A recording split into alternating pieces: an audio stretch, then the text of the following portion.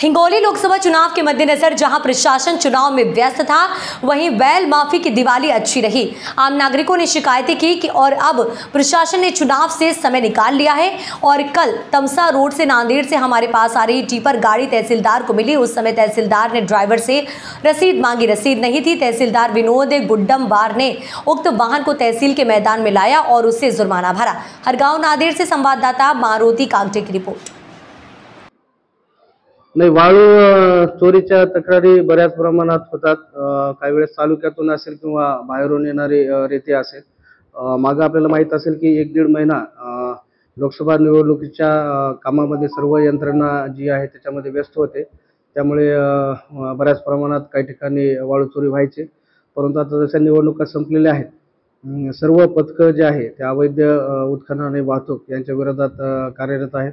आमचं एक 24 तासासाठी पथक सुद्धा निर्माण केलेलं आहे। संबंधित तलाठी असतील, नायब तहसीलदार असतील, हे सर्वजण रेती चोरीवर होणार नाही यासाठी सर्वजण प्रयत्न करून आहे। मागेच 1-2 दिवसापूर्वी जे आहे तामसा रोडवर नांदेडहून येणारं एक टिप्पर वाहन होतं। मी कलेक्टर ऑफिसला मीटिंगला जात असताना ते रस्त्यामध्ये मला वाहतूक करताना दिसलं। ड्रायव्हरला पावती वगैरे विचारली, परंतु त्यांनी कुठली पावती दाखवली नाही।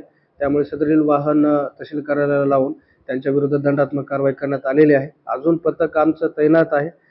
ज्या ज्या ठिकाणी तक्रारी असतील किंवा रात्रीला गस्तीवर जर असतील तर ह्या अवैध गोवणखोरीच्या विरोधात जे आहे ते मोठ्या प्रमाणात कारवाई करण्यात येते।